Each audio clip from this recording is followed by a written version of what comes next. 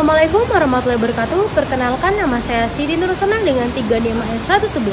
Pada kesempatan kali ini saya akan menjelaskan salah satu ekonomi kreatif yang berada di daerah Kabupaten Sumeneb, yaitu garam. Indonesia adalah negara yang dikelilingi oleh laut.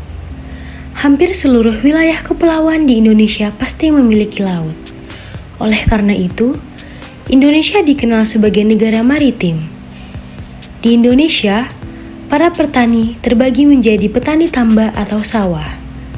Pembudidayaan tambak antara lain tambak ikan, tambak udang, dan tambak garam.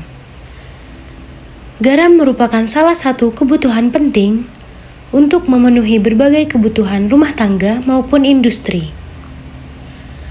Garam dijadikan sebagai produk konsumsi untuk memenuhi kebutuhan rumah tangga.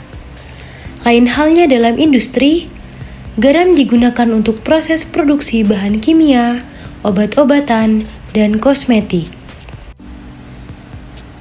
Negara Indonesia berusaha untuk memenuhi permintaan produksi garam berkualitas tinggi yang terus meningkat. Pulau Madura yang berada di ujung termasuk ke dalam bagian Jawa Timur. Pulau Madura terdiri dari 4 kabupaten secara administratif, yaitu Bangkalan, Sampang, Pamekasan, dan Sumeneb. Menurut catatan yang ada, semua daerah di Madura ikut berkontribusi dalam memproduksi garam setiap tahunnya. Pada tahun 2018, produksi garam di wilayah Sumeneb sebanyak 190.007 ton. Hal ini membuktikan bahwa Sumeneb menjadi penyumbang terbesar industri garam di Jawa Timur. Faktor yang menentukan kualitas produksi garam.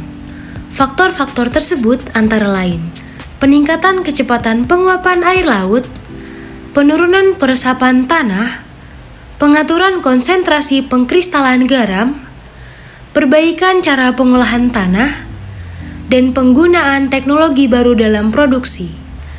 Salah satu faktor yang mempengaruhi proses produksi garam adalah tekstur tanah pada lahan tersebut. Mayoritas petani di Sumeneb masih menggunakan cara tradisional dalam pengolahan garam. Cara tradisional tersebut dimulai dengan menyediakan wadah atau tanah yang luas untuk masuknya air laut. Tahap selanjutnya yaitu air laut yang telah berada di wadah atau sepetak tanah akan dijemur di bawah sinar matahari. Tahap terakhir yaitu proses pengkristalan garam. Kristal-kristal garam yang terbentuk setelah dijemur akan dikumpulkan oleh para petani garam dan siap dipanen. Ada juga petani garam yang menggunakan cara modern. Dalam setiap usaha bisnis, pasti terdapat berbagai faktor hambatan. Begitupun dengan industri garam di Indonesia. Di wilayah Sumeneb, sekitar 11.000 hektar lahan digunakan untuk tambak garam, sehingga ribuan orang sangat bergantung pada industri tersebut. Industri garam di wilayah Sumeneb telah mengalami berbagai persoalan yang cukup pelik. Persoalan yang pertama adalah mogoknya para petani dalam memproduksi garam. Persoalan yang kedua yaitu ribuan hektar garam diguyur hujan pada tanggal 23 September 2021. Adanya potensi garam di Sumeneb dapat menjadi mata pencaharian masyarakat sekitar.